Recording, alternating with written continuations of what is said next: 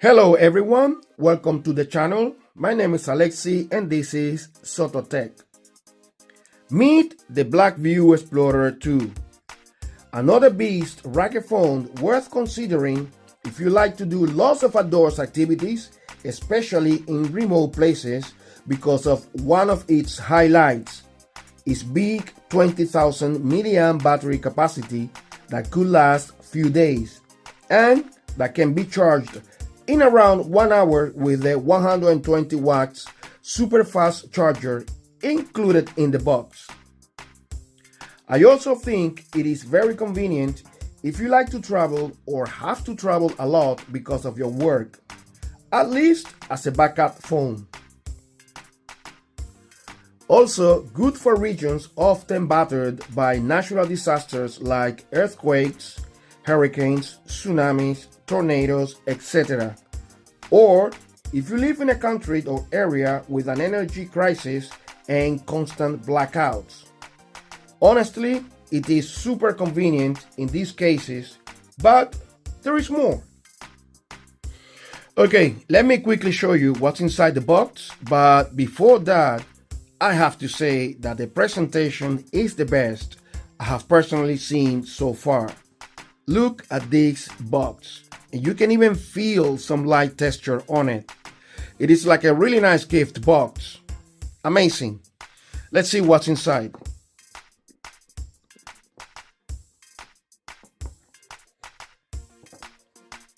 Okay, here is the area where the phone comes. We have this accessory which you can mount at the back of the phone, which is very convenient in case you want to place the phone on a tripod, for instance. Here you can see the 120 watts fast charger, the charging cable, the user manuals. Here you got a strap, okay, if you want to or if you prefer to carry the phone in your wrists. This small tool here is to take the SIM and micro SD card tray out, even though you can use your finger to do it, but if you struggle a little bit with your finger, then you can use this tool. It has a 6.73 inches LTPO AMOLED screen with a high resolution of 1440 by 3200 pixels, which is not common in these types of racket phones. It has the 120 Hz refresh rate with Corning Gorilla Glass 5. As expected, with this high resolution, the screen is sharp, vibrant with great viewing angles. Excellent for any type of content consumption. I honestly think that Blackview has done an excellent job with the screen on this phone. It is a flagship level screen, no doubts about it. Let's talk about the design. I have already said in previous videos that I find the design on racket phones to be very attractive and well thought out, and the design of this phone is no different. I really like the design. It looks kind of futuristic. It is mainly made of rubber plastic and metal all around, which makes it incredibly robust and tough, and I love that. On the left hand side, you will see this tiny wheel to adjust the focus of the projector. Also the SIM and the micro SD card slot to expand your internal memory from 256 GB to up to 2 terabytes. The volume keys and a customizable button to quickly launch an app or function of your choice. Here at the bottom, only the Type-C charging port, no headphone jack. At the top, another of these phone's highlights, a projector about which I'm going to talk more soon. A cooling fan for the projector and also the IR blaster sensor so you can use the phone as a remote control too. On the right hand side we have another cooling fan for the projector, the power button that unfortunately doesn't double up as a fingerprint reader because it is now under the display, I must say I much prefer the fingerprint reader on the power button, but it is not the end of the world.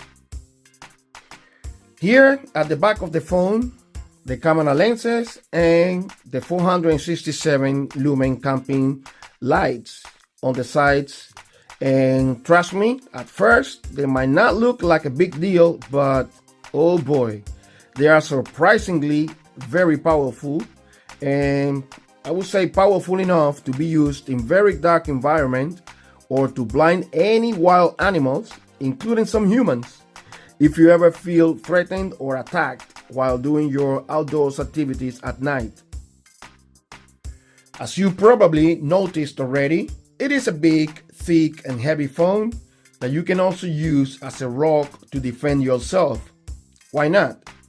And that's because, as I mentioned before, it has a massive 20,000 mAh battery capacity, so you can also use this phone as a power bank to charge all the devices, which is very convenient. The processor is the efficient MediaTek Dimensity 8300, which is the reason of this phone's very good performance, especially for a phone of this type, range and price. It has coped very well with basically any task, from interacting without issues with basically any app to even gaming. Of course, also bear in mind that this is not a gaming phone, okay? So don't expect it to be absolutely perfect. However, it can handle most of the games without sweating too much, including some of the high graphic and most demanding games with high settings. Nothing really to worry about when it comes to performance. It comes with a stereo sound, and to my ears, the sound is fine. It could be a little bit louder, but it's well balanced in general. ¿Cómo eres, Señor Soto? ¿Cómo eres, Señor Soto? Dime cómo eres. Dime cómo eres. Dime cómo eres. Dime cómo eres. Soy un tipo generoso. Soy un tipo respetuoso. Soy un tipo educado. Soy bastante organizado. Soy.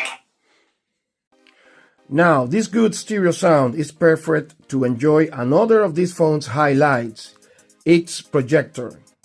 It is 480 by 854 pixels and a brightness of 100 lumens, capable of projecting up to 100 inches screen. You can adjust the focus of the image with the tiny wheel on the left hand side. To my eyes, the quality is not bad. You can enjoy any type of videos either outside during your outdoors activities or during a blackout. Like I always say, it is a projector, not a 4K TV or an IMAX screen, so you need to adjust your expectations. Still, it does a good job for what it is, and I have no complaints in this regard. The phone comes with Android 15 out of the box, and it will get 3 major Android updates, so until Android 18.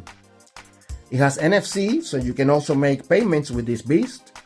It comes with Bluetooth 5.4 with wireless FM radio and Wi-Fi 6E.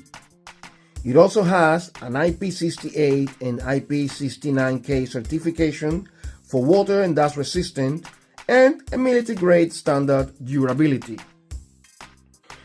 To unlock the phone, it has the under-display fingerprint reader, and once again, I would have preferred it here on the power button, which is my favorite place for it, but it is what it is. I do like this animation effect when you touch the sensor to unlock the phone. It looks really cool. It is mostly reliable, though it can be a little bit temperamental sometimes. Hopefully it will get better with future updates. However, the face unlock is faster and more reliable. You can also use the PIN number. Let's now talk about the cameras to start wrapping this video up. On the rear, it has a 50 megapixels main wide lens, a 20 megapixels night vision, no ultra-wide or telephoto lenses of any kind. However, to my surprise, it can record videos up to 4K 60 frames per second and HDR10+. Something unusual for these types of rugged phones, and even more surprising is that you can also record videos up to 4K 60 frames per second with the front camera, which also has a 50 megapixel lens. No video stabilization at 4K 60 frames per second. The 4K 30 frames per second video recording is supposed to come with some kind of a stabilization on the rear camera, but as you can see, it needs some work. Nonetheless, it is slightly better than what I've seen in other rugged phones I've tested so far. I am generally impressed with the dynamic range. I honestly think it is very good and on point like 97-98% of the time. In general, the camera results might not be flagship level, but they are good, and I'm sure that they are more than enough for a lot of people, especially with good lighting conditions.